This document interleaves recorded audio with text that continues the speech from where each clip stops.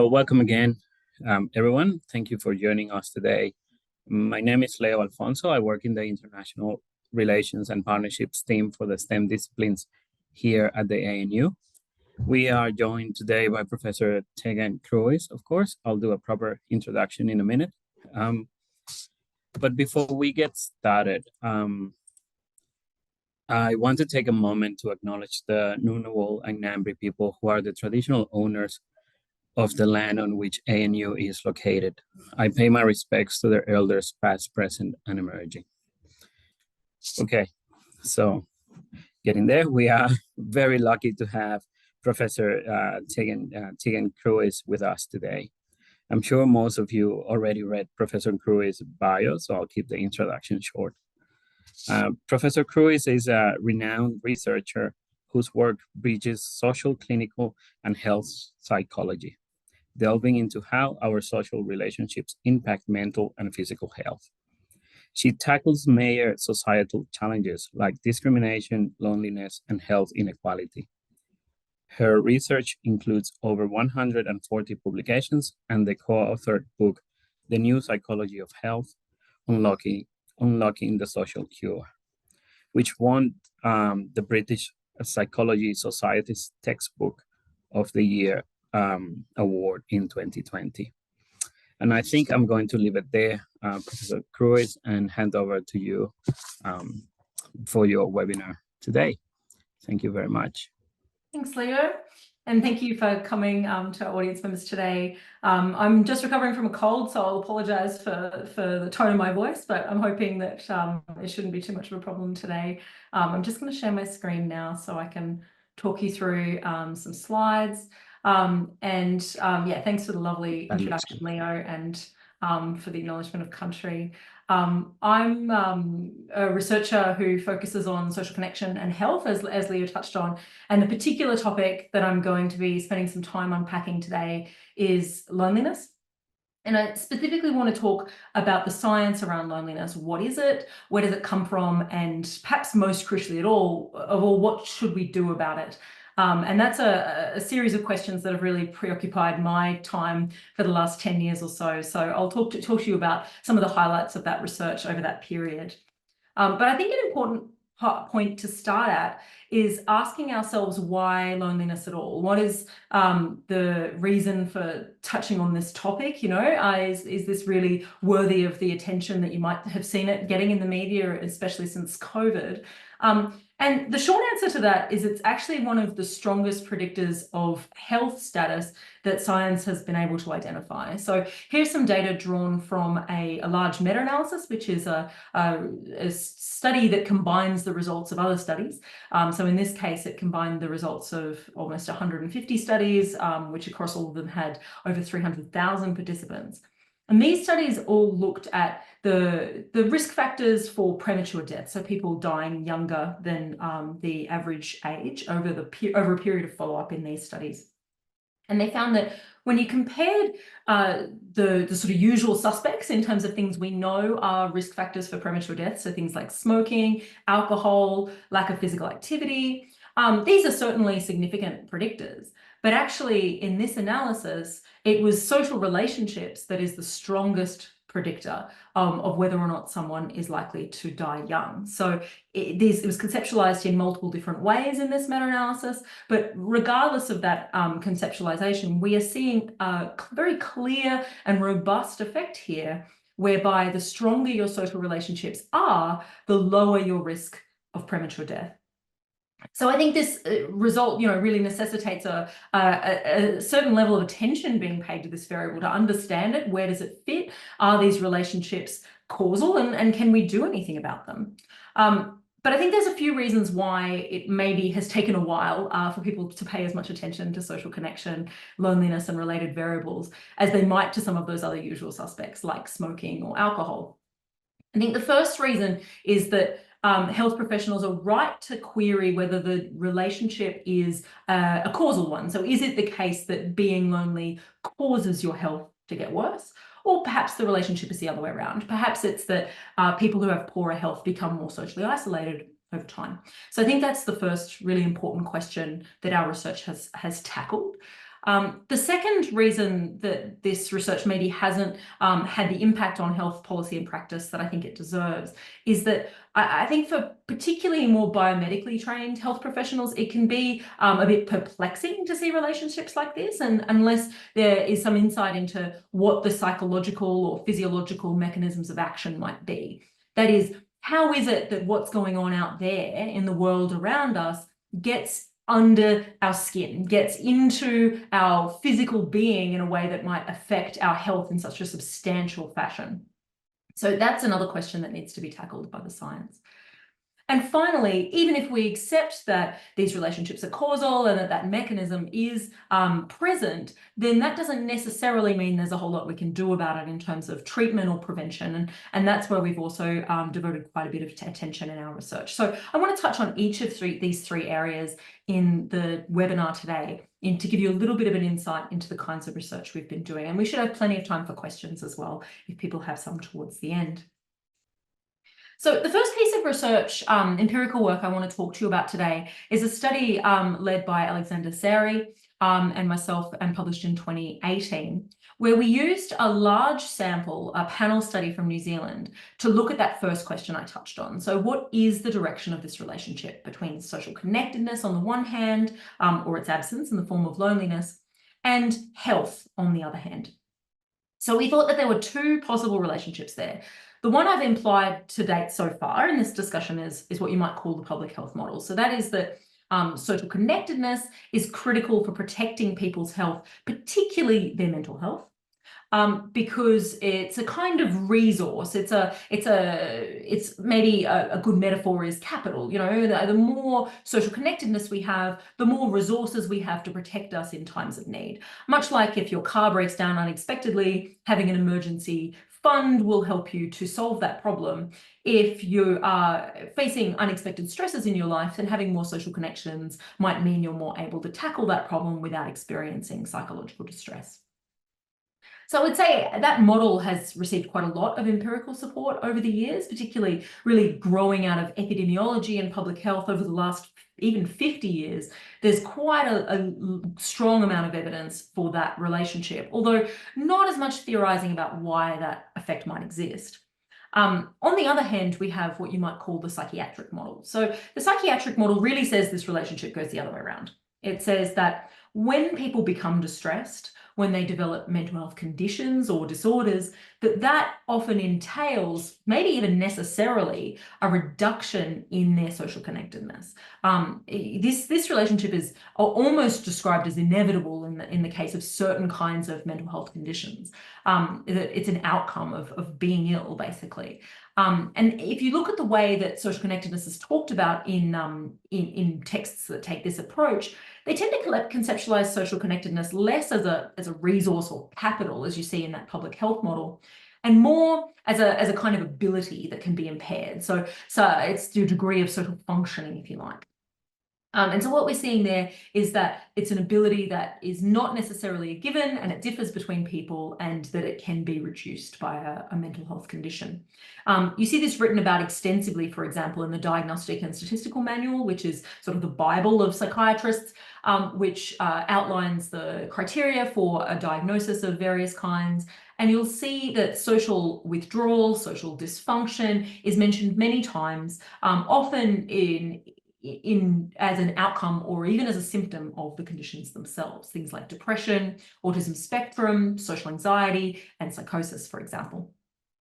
So there's a lot of theorizing in places like the DSM about this relationship. I would say that the empirical data for this position is not as strong. And even when it does exist, I think if you look at it more closely, the relationship is not necessarily going in the direction that they have stating. So to give you an example, there is a phenomenon called prodrome in psychosis, where people who subsequently develop a psychotic condition, so schizophrenia or similar, that they have a period leading up to that where before their full symptoms develop, where they become quite socially isolated.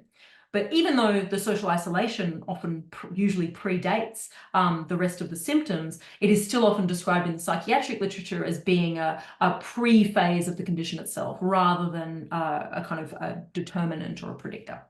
So it's even when it comes before the mental health condition in time, it's often still explained through this same psychiatric model, you could say. In any case, the panel study we did really wanted to pit these two models against each other. So if we run a fair test and we test which way the direction goes over time and in a large sample, is it the case that both models are equally useful in explaining this relationship, or is one maybe better than the other? So the way we went about doing that is we drew upon a sample from the New Zealand Attitudes and Values Survey, which is a large and nationally representative sample from New Zealand. We've conducted something called a fully cross-lagged panel analysis. So that basically means that we model both of these variables, social connectedness and psychological distress, and we model them at each of the time points that we had them available for, which was 4 times. So that's wave 2, 3, 4, and 5. And all of the relationships between them to see which direction they flow over time and how stable they are as well. And we controlled for some demographics in that analysis. So don't worry too much about the complexity here in the numbers, but the key thing to take away from this diagram that I've just added is the red pathways in the middle here. So what you can see is 2 pathways averaged across the multiple waves that we looked at. And on average, what you're seeing is that social connectedness has a negative effect of standardized a negative effect of 0.15 on psychological distress at the next wave. So that means that the more connected you are at a particular wave, the less distressed you're likely to be at the following wave, and that controls for your pre-existing psychological distress. On the other hand, the effect of psychological distress on subsequent social connectedness is also significant, but it's actually 1/3 of the size of the other direction of the pathway. So if you are more distressed at a particular wave in this data set, you are likely to be slightly less socially connected at the next wave in the data set, controlling for baseline social connectedness. However, as you can see, when we pit these two effects against each other, it does seem like that public health model, rather than the psychiatric model, is explaining the relationship between these variables more effectively. So that was the key takeaway from this particular study. However, I think you would have noticed in the discussion we've had so far that I've used a number of different terms here for social connectedness. Are we talking about social connectedness? Are we talking about loneliness? Are we talking about belonging or social support? These terms are often used pretty loosely in the literature, and I think it's important for us to get to the bottom of what it actually is that's doing the work when we see these kinds of studies. And so the next study I want to show you makes an effort to get at that, but it also provides some causal evidence for this direction of the effect question. So if we experimentally intervene to affect the way people are thinking about their social connectedness, does that change their health? So firstly, to answer this question of what the active ingredient is in social connectedness, I think a first and intuitively sensible reflection for people to have when they see this data is that, well, I've been in social situations that did not feel remotely good for my health, that felt isolating, that felt awkward, that I wished I didn't have to be part of. Surely those can't be the ones that are good for my health. And indeed, I think that is borne out by the literature. So simply showing up is probably not enough to get the benefits from social connection. Instead, what we think it is social identification. So social identification is a subjective construct. It refers to the psychological felt sense of connection that we have to our social groups, that sense of belonging and self-definition that we derive from our group memberships. So it's feeling like a group member, not just showing up to an event. And we measure it with items such as, this group is an important part of how I see myself. And we think it's the social identification that is this active ingredient in social connectedness, partly building on 45, probably now 50 years really, of social psychological research, which has suggested that social identification is the variable that underpins a lot of group-based behavior. So it is initially developed to understand phenomena like leadership, prejudice, justice, protest and voting. So let's say more classically social psychological topics, but has been increasingly applied outside of those domains, including to understand organizational behavior and to understand health and mental health. And I think that's where we think that this is a particularly useful construct, because it could be that it's this social identity that is actually the reason why social connectedness matters for health. So that is, it is only the degree to which our identity changes, our sense of self changes, that we're going to see these kinds of benefits in terms of our health. So how do we go about testing that idea experimentally? So this study was published in 2015, and it's an experiment in the lab where we wanted to look at whether social identities could protect people from negative mood as an analog for depression after experiencing a failure and a setback in the lab. So as I said, we wanted to test this experimentally and see if it could help people to cope with setbacks. So the sample we drew upon was almost 90 undergraduate students who came into the lab to complete this study. And we randomly assigned them to one of 3 experimentally conditions. So in the control condition, they skipped this phase of the task entirely and jumped straight to the next phase, the problem-solving task that I'll talk you through in a moment. In the 1 identity and 3 identities salient conditions, they first engaged in a task where they reflected on group or groups that were important to them. So we asked them to name 1 or 3 groups and then to write briefly, so if they had about 5 minutes for this task, about why that group or those 3 groups were important to them. And so after they'd reflected on that, they then completed a problem-solving task. What we didn't tell them is that the problem-solving task was actually entirely unsolvable. So they had 5 minutes to attempt a 4-question problem-solving task, but all of the tasks, the questions in the task, were actually made impossible. So the way we did that plausibly and without giving away the research question to the participants is we took items like this. So this is from an old school intelligence test called the Raven's Progressive Matrices.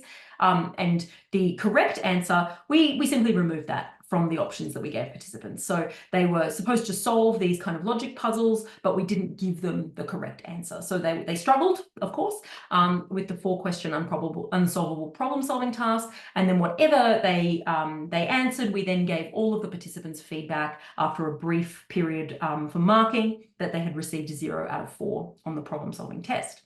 And then we were interested to see what that did in terms of their mood, as well as why they thought they had done so poorly. So what was their attribution for the failure experience? And here's what you can see on the negative mood conditions. So this standardized scale of negative mood, we found that people reported higher levels of negative mood in that control condition. So when they skipped straight to the problem-solving task, than in either of the 2 identity salient conditions. So when we asked them first to reflect on a group that was important to them, so they had those identities salient in their minds while they were completing the problem-solving task, they actually showed less distress subsequent to that experimental condition. So it does seem that simply reflecting on our identities and our valued groups can be protective for people in the face of setbacks. We also found some evidence that this was in part because people in these conditions were less likely to attribute their failure in ways that we know are associated with depression. So depression is associated with something called the depressive attribution style, which is where failures tend to be attributed in ways that are internal, global, and stable. So that's things like, I failed the exam because I'm stupid, rather than I failed the exam because the examiner was mean, because I'm not feeling very well, because there wasn't enough time, because these particular tasks don't align with my what I'm best at. Those kind of attributions tend to be healthier in terms of our mental health. And people were more likely to spontaneously provide those when we gave them a free response option in those identities conditions than they were in the control condition. Okay. So that hopefully has given you a little bit of an oversight of those first 2 questions that I posed at the start of today's webinar, which were around what is the direction of this effect and what is the mechanism? So what is happening psychologically that can explain the relationship between loneliness and health? So we think that social connectedness comes first, and we think that a key reason for that is because it changes our social identities. But what implications does that have for interventions? Well, that's what I want to focus the rest of our time on today. This is not the first time anyone's asked that question, of course, and there have been a number of studies over the years that have explored potential interventions for reducing loneliness. Some of the earlier ones tended to focus on things like social skills intervention. So if we improve people's social skills, maybe that will help their loneliness. or a type of intervention called a befriending intervention. So befriending interventions tend to match up a young person with an older person who is considered vulnerable to loneliness in some way. Perhaps they're in a residential care facility, and encourage them to form a one-on-one friendship. Unfortunately, neither of these interventions seem to be showing very strong efficacy in terms of reducing loneliness. So there was a meta-analysis conducted of loneliness interventions in 2011 that found pretty disappointing outcomes. In fact, the authors summarized as, the most we can say is that these interventions achieve at best only modest improvement, but not recovery. So what we were seeing for those early psychological interventions for loneliness was pretty poor, pretty weak effects overall in terms of those benefits. And myself and my colleagues, our theorizing is that is because these kind of interventions are actually not very good at building that key mechanism. So they're not targeting those social group connections and the social identities that arise from them in terms of how they're actually seeking to reduce loneliness. So building someone's social skills does not necessarily change their identities. Creating one new friendship does not necessarily change your identity. So they may not be very well positioned to actually deal with the root of the problem, is our thinking. And in response to that, we've really sought to develop some alternatives that do directly target these social identities. And I want to talk a little bit about those. So some of our early studies were more bespoke and tailored to specific contexts and populations. So we, for example, ran a study with people experiencing homelessness in collaboration with the Salvation Army. And we found that the more people identified with the Salvation Army and the residential facility that they were housed in as an emergency service, the better their housing outcomes and their well-being 3 months later. We worked with the Toowong Private Hospital, which is a psychiatric hospital, and found that the more people identified with their group that they were engaging in evidence-based intervention with, so CBT in this case, cognitive behavior therapy, the better their mental health was 3 months later after receiving evidence-based treatment. So even when receiving an evidence-based psychotherapy, it's better if you feel that sense of connection to other people who are there with you. We ran another study in partnership with Lives Lived Well, which is a therapeutic community for people experiencing substance use issues in Southeast Queensland, and found that when people identified as a user, they had much poorer outcomes 3 months and 6 months later after being in that therapeutic community than if they identified as someone in recovery. So that transition of identity from being a user to being in recovery seemed to predict really positive outcomes. And finally, we worked with an organisation called RecLink Australia, which organises social and recreational activities for the most disadvantaged Australians, and found that people who were frequent attenders in primary care, who often have quite complex health needs, both physical and mental health needs, they showed lower use of primary care health services 3 months later after they joined a new social group and developed new social identities. So these are some examples of the sort of bespoke and context-specific interventions that we evaluated and worked with partners to develop. However, the feedback we started to receive over this period was really that people wanted something that was a bit more off the shelf, something that they could pick up and apply in their particular context that might affect and help their service population that they were working with. And that's what actually prompted myself and my colleagues to develop a more bespoke intervention. So first I'll just touch on, this is a meta-analysis led by my collaborator Nick Steffens, where we found 26 of these kind of interventions. So these sort of bespoke, tailored, unique to a specific population type approach. And they overall found a medium to large effect size in terms of improving health outcomes. So these are very diverse studies, but overall they seem to be producing really significant health benefits. But next I want to talk about, as I said, this more off-the-shelf, manualized approach to social identity interventions called Groups for Health. So Groups for Health is a psychotherapeutic program that's built on these social identity principles that seeks to create meaningful social group connections between participants. We've manualized it and it's modular, so people can take the bits that work the best for their population group and adapt them, or also combine them with other kinds of interventions as well. The goal of Groups for Health is also to be destigmatizing and empowering. So we really try not to recruit on the basis of explicitly on the basis of stigmatized identities like people who have a chronic health condition or people who have depression, because we really want to help people to develop positive identities around new group memberships in the context of this program. And we found that to be quite successful. So far, evidence from 3 published clinical trials is available for Groups for Health, and I'm just going to talk to you about the most recent of these, which was published in 2022 in the British Journal of Psychiatry. Before I do that, I just want to touch on the content of the program briefly.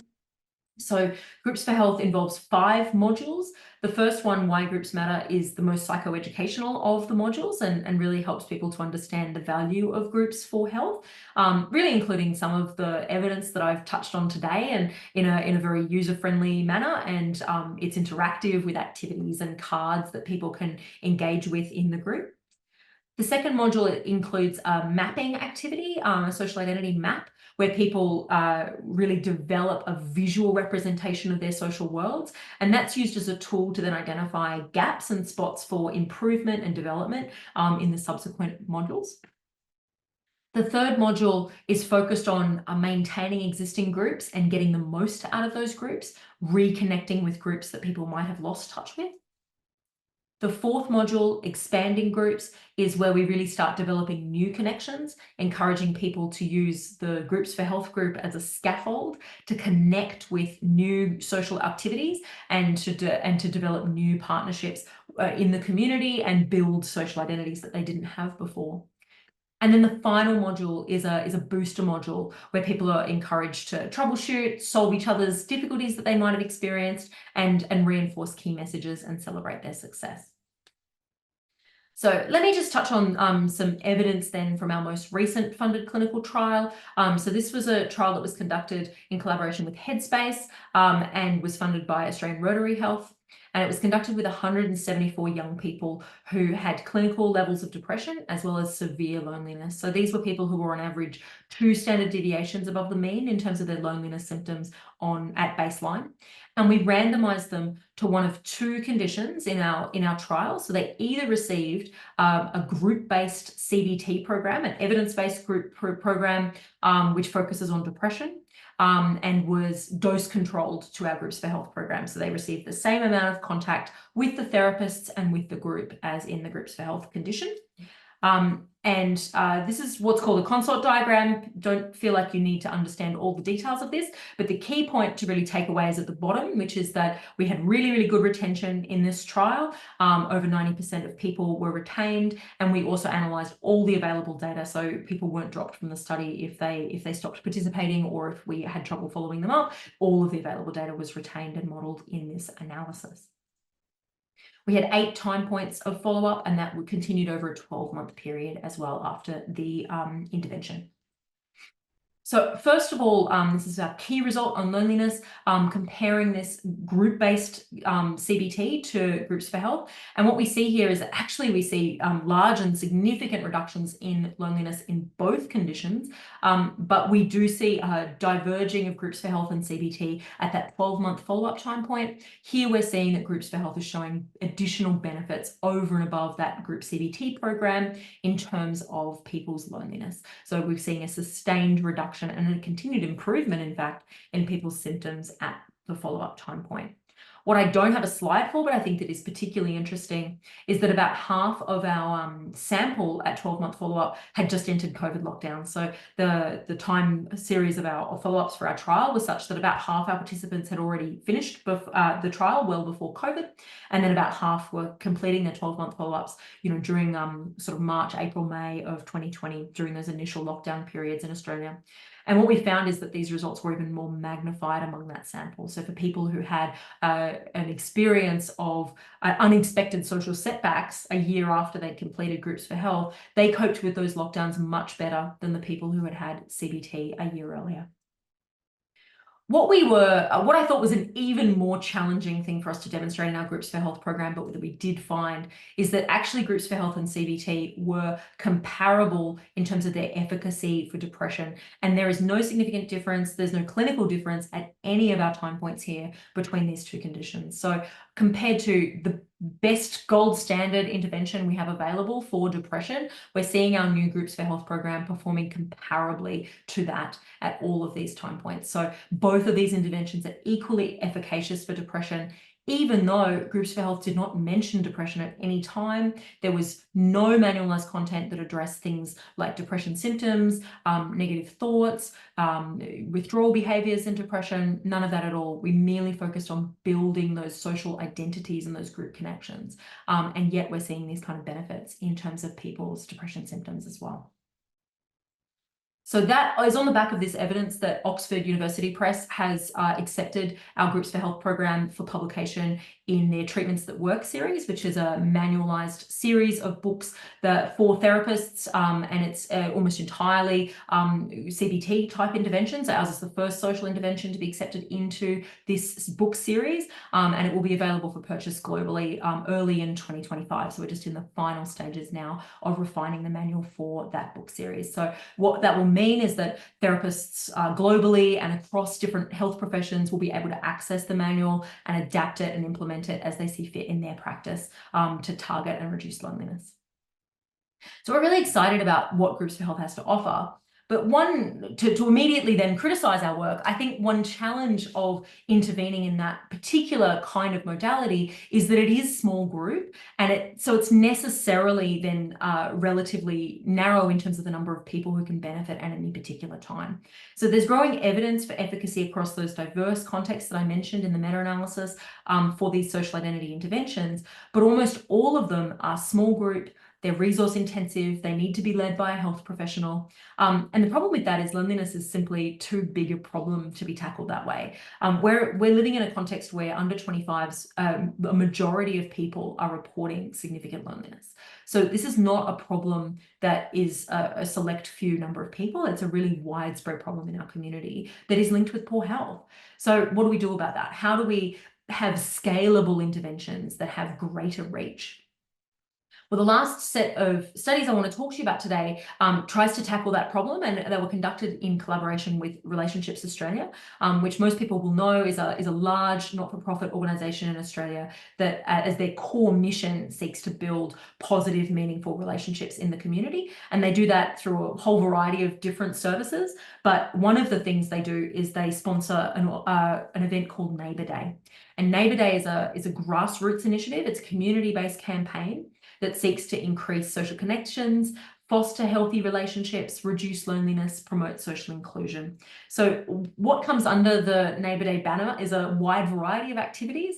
It includes things like local barbecues, craft stalls, maybe just online activity, building new community groups that people can communicate, random acts of kindness. There's really diverse activities. But one thing that I think is quite unique about Neighbour Day is it's very bottom up. So communities develop these activities, communities decide what they want, and they put together activities that best serve their local environment and neighbourhood.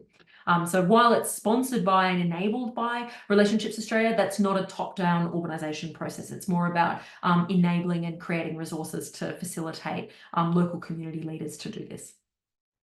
The thing that's exciting to me about Neighbour Day as a model of intervention to reduce loneliness is that it's already reaching a huge number of people. So pre-COVID, their estimates were that over 300,000 people in Australia were involved in Neighbour Day in some way. And there's reason to suspect that those numbers have continued to increase in the last couple of years following a dip during COVID, of course. So even if the effects on loneliness were small on an individual level, they could be very significant from a population health benefit because of that reach and the low cost nature of the intervention.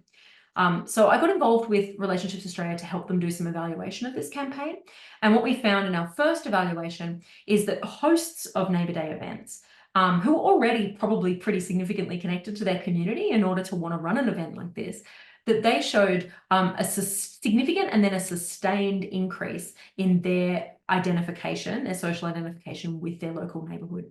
So what you can see here is a significant increase from baseline to post Neighbour Day. So that's about 1 month from the beginning of March to the beginning of April. So Neighbour Day is held at the last Sunday of March each year. And then this is a 6-month follow-up where you can see no significant decrease from that increase that happened after Neighbour Day participation. So that was the first piece of evidence we found.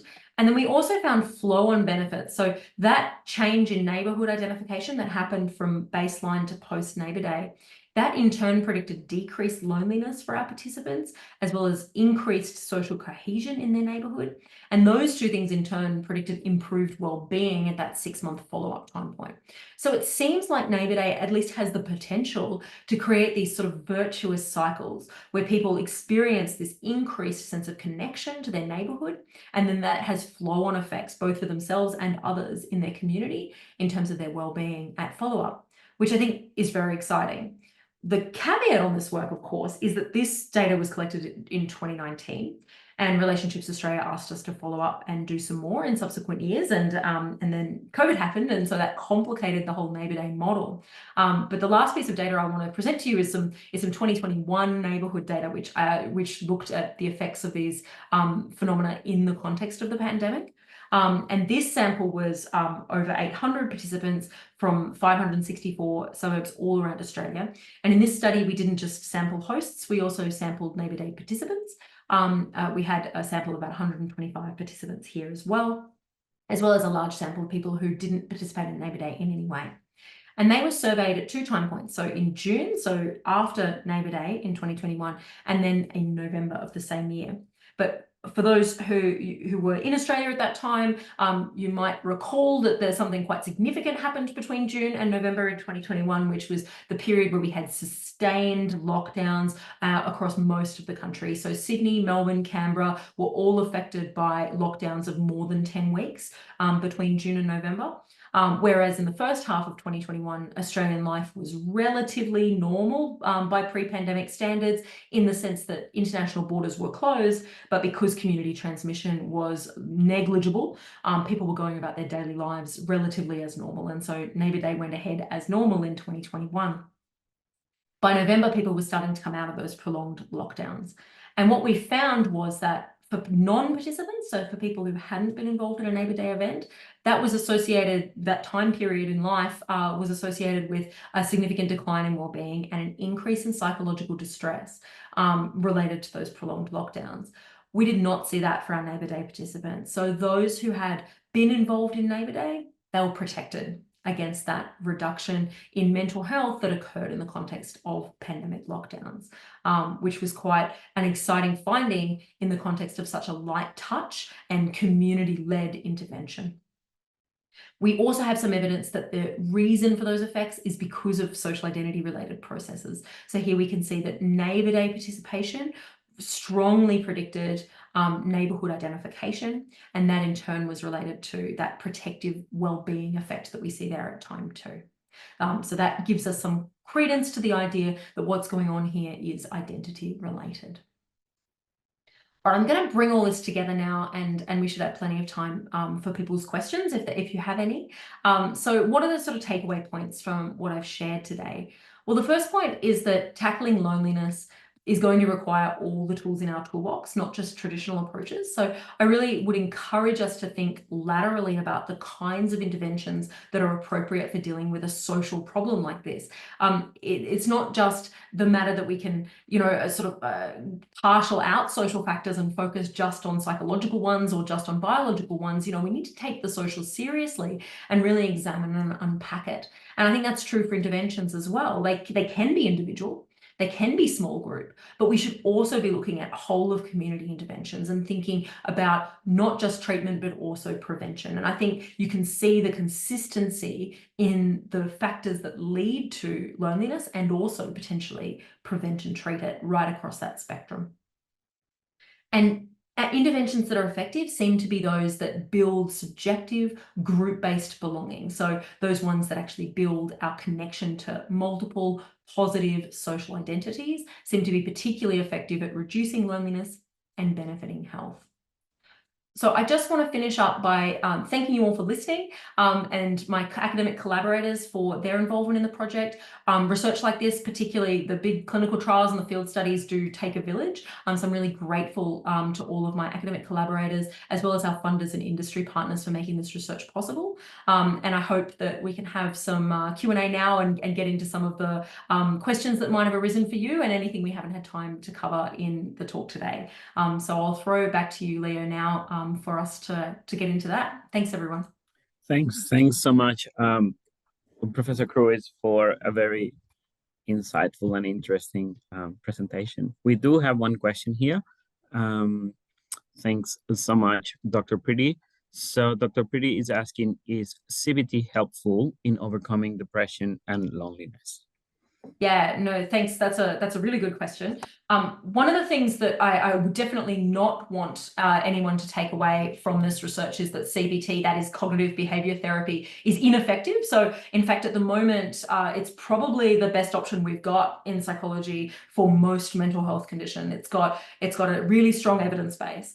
I mean, it's got its limitations too, and I think that's important to highlight. And one of the areas where it really hasn't been able to achieve a lot of the outcomes that we want it to is with these more socially bound concerns. So when people are going through workplace bullying, or they're experiencing a relationship breakdown, or they're deeply lonely, then CBT's model is not really well designed for managing those kind of issues. I think actually our study, wanted to use CBT as a control group, if such, but it was still an active control group. And so then we found that it actually did improve loneliness, right? So those effect sizes for group-based CBT for loneliness are still medium to large. So it's actually the first study to show that group-based CBT is beneficial for loneliness. I think the group is probably critical there, to be able to actually engage people in that social environment is really essential for loneliness. So I can see you've got a follow-up question there, Dr. Pretty, which is around if not CBT. Well, then, as I said, I think the Groups for Health model we've developed and that will be available widely next year is showing the strongest effect sizes for loneliness of any intervention at the moment in the world. It's got the strongest evidence base, so that's why Oxford University Press is going to publish it so that everyone can access it widely. But I don't think it's the only intervention model. So this is not me saying it's the only approach. It's an approach, and I think tailored interventions to the community that build social identity is the broader answer. And that those can be both light touch, things like Neighbour Day that I talked about at the end, but also more intensive programs that are more suitable for people, for example, who have significant health conditions or are going through life transitions, which might make it particularly likely that they experience loneliness. I hope that's helpful. Thanks very much. We do have another question here from Pratik. Thanks for your question. Two questions. How can we overcome from panic attacks, and what are the ways to avoid this permanently? Yeah, thanks, Pratik, for the question. I mean, panic attacks is a sort of wider issue. They're just for everyone in the audience's benefit. Panic attacks are actually quite a common experience, and they're not necessarily associated with a mental health condition either. So people can have panic attacks without having a mental health condition, and they're usually triggered by a really acute stressor. So that can be things where you fear for your life, like a natural disaster, but they can also be, daily life, like maybe your boss calls you into a meeting and you're worried about your job security. These sorts of things can trigger panic attacks. In terms of treating them permanently, I think part of what leads panic attacks to become a more serious mental health condition is people becoming very frightened of a panic attack itself. So what we see in people with panic disorder, which is where a condition where people experience panic attacks quite frequently and intensively, is that they have become so frightened of experiencing panic attacks that they have to sort of restructure their whole lives to try and avoid situations where they might experiencing them. So what happens if someone is seeing a psychologist for panic disorder, for example, is slowly exposing oneself to the conditions that can set off symptoms of panic attacks and learning that those symptoms are not actually dangerous. So things like breathing very deeply, one's heart racing, feeling dizzy. These symptoms are uncomfortable, but they're not actually life-threatening. And I think when we experience panic attacks, that can be something that is deeply uncomfortable, but is also really short-lived. And so I think that's something that psychologists actually have a really strong track record for managing.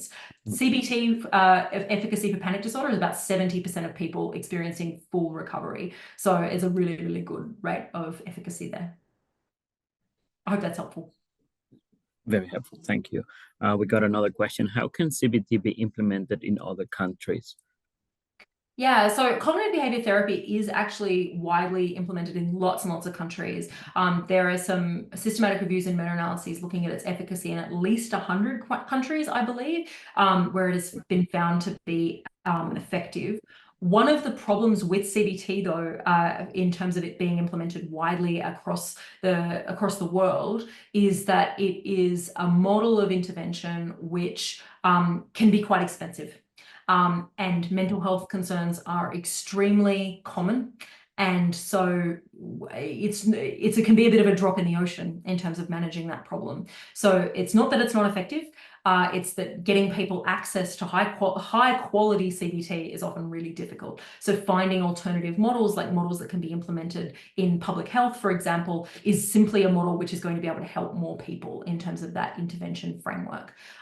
In terms of adapting CBT for different cultural contexts, I think it's really important that that work is led by people with a really full understanding of the culture in question, because there can be aspects of any psychological mental health intervention that are simply not appropriate for a cultural context. And I think it's really critical that that work is done sensitively and thoroughly. There are some great examples of adapted models of CBT being implemented successfully in Singapore, for example.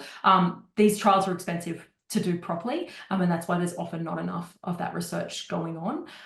But I would say as a general model, it has been applied really effectively across a wide variety of cultures. Thanks. How can we prevent depression, panic attack? I think you touched on this briefly before. Yeah, I can want to speak to expand. prevention. Yeah. Is that worth me sort of pivoting and talking about prevention in particular? I think in terms of mental health conditions, there's been a lot more invested historically into treatment than there has been to prevention. And I think that's a real shame, in that obviously if we want to avoid suffering, the prevention is where we're going to get the best bang for our buck, right? And people can have a lot less disability. And I think the average amount of time that people experience mental health conditions before seeking help is about 7 years. But often by the time people are presenting to their doctor or to a psychologist, they've been really unwell for a long time.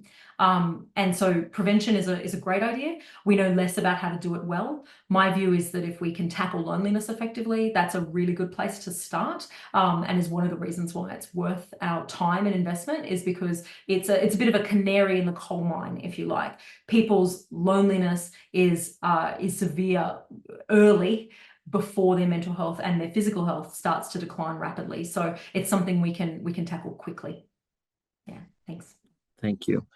Okay, we are receiving a lot of questions, which is very good, very engaged audience. Thanks for that. How to remove the stigma of accepting loneliness? Good question. Yeah, I think loneliness has become quite stigmatized. Thanks for your question. I actually think part of the problem here is it's become too clinical in the way we think about it. My view is that loneliness needs to be understood as the result of social exclusion, of discrimination, of disadvantage. People aren't lonely because they lack social skills. We've tried to address social skills and found that doesn't help loneliness, right?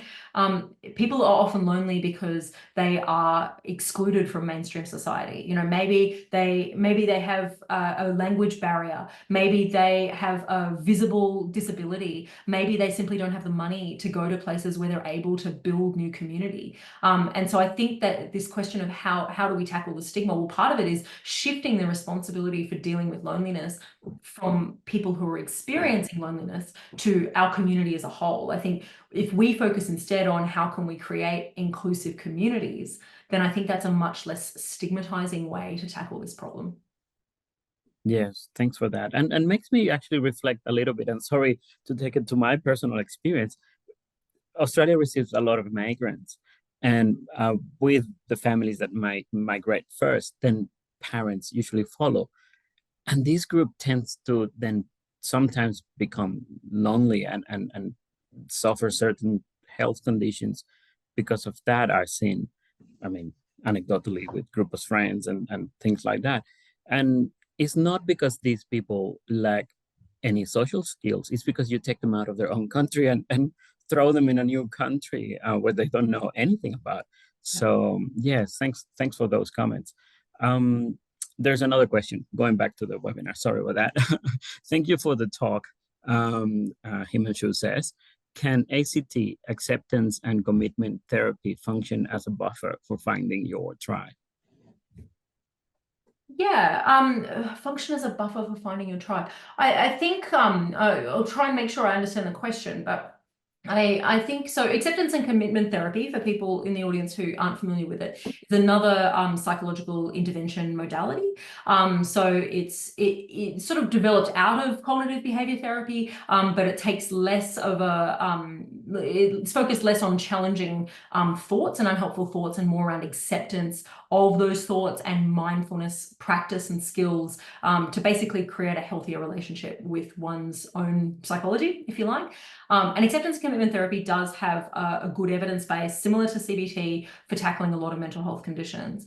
I would say, though, it has not been evaluated in terms of tackling most social problems. So there's no evidence, to my knowledge, of its ability to support people to build relationships, to create social connections.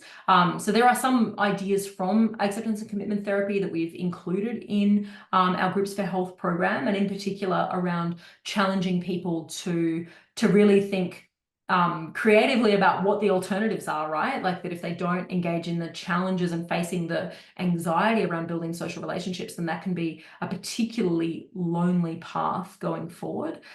So I think that is something that has been sort of integrated and into our framework in Groups for Health. But apart from that small piece, I can't speak to any evidence, to my knowledge, that ACT has been applied to tackle loneliness specifically. Thank you. So someone asked here, is it true that once in a lifetime, everyone goes through depression? Yeah, look, depression is extremely common, and I think that's part of why, as a topic, I think it does create a lot of interest for people. It's not the case that everyone goes through depression, definitely not, but it is a surprisingly large number of people. So it's in Australia, it's almost half of people experience a mental health condition at some point during their lives. So we're not talking about a small percentage here. We're talking about a really significant group of people. And it's also, I think, important to think of mental health as a spectrum as well. So I don't think it's very helpful in a way to divide people up into those who have mental illness and those who don't, or those who will and those who won't. So much as, see, for all of us, we exist on a spectrum from sort of flourishing and living our best lives through to really struggling and maybe meeting criteria for various mental health conditions. And we move along that spectrum every day of our lives in response to vulnerabilities within ourselves, but also the stresses we experience in our lives and the worlds that are created around us that might put us at risk. So I think, no, it's not the case that everyone will experience depression, but a large minority of people will. And once a person has had depression, we seem to be much worse at keeping them well than we are at getting them better. So CBT and ACT are very effective for treating depression. Antidepressants are also quite effective, but they work on a very short-term timescale. So one quite substantial study in the late 90s found that people who experienced depression and were treated with best gold standard treatment, so that's antidepressants plus cognitive behavior therapy, more than a third of them had relapsed within 18 months. So even those who get better, there's about an 80% chance of having another episode.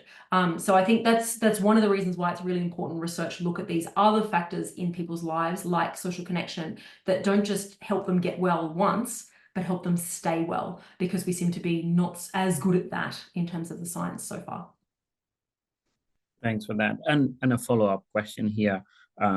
This person comments that they have overcome depression through medicine and exercise, and they want to know what would be your recommendation, what they can do so they don't experience that Yeah, look, there's a study I cut out of my my slides for time that speaks to this exact question. So I'll try and summarize it without the slides for our question asker, because I think it does sort of tackle this quite directly. So as I mentioned, the relapse rates for depression are quite high. And what we looked at in this particular study that we ran, is published in 2013, is we looked at a large sample of people from England. They were all aged over 50 who had experienced depression in the past.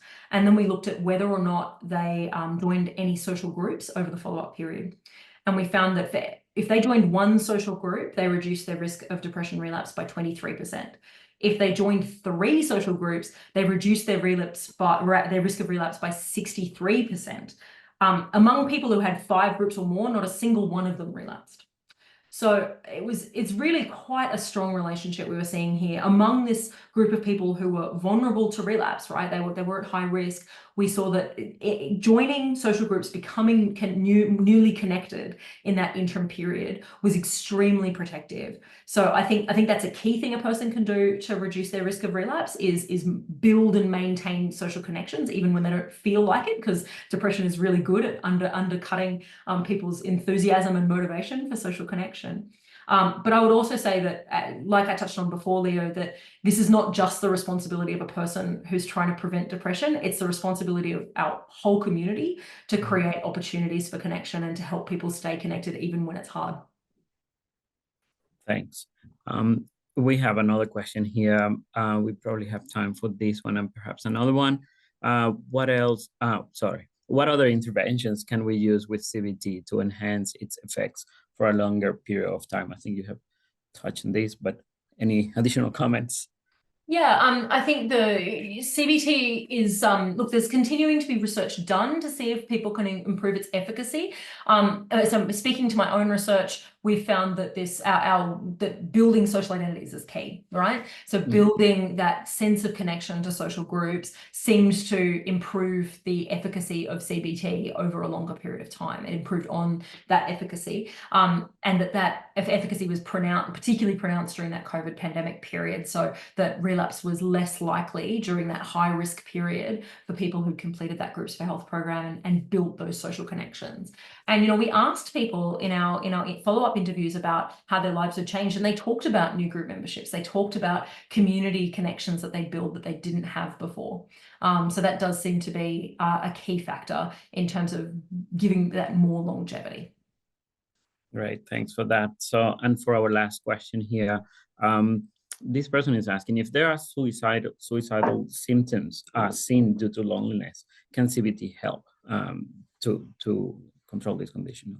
Yeah. So look, loneliness is associated with a wide variety of mental health kind of presentations and symptoms. Suicidality is one of them, but I wouldn't say it arises directly from loneliness, but it's also something that we should always take seriously. So if a person is experiencing suicidal symptoms, I'd really encourage them to reach out to hotlines. So, Lifeline is the #1 hotline in Australia. It's certainly not the only one, but it's somewhere where people can get help 24/7, which I think is really important, and connection to other services. So Lifeline, the number is 13 11 14, and people can reach it at any time.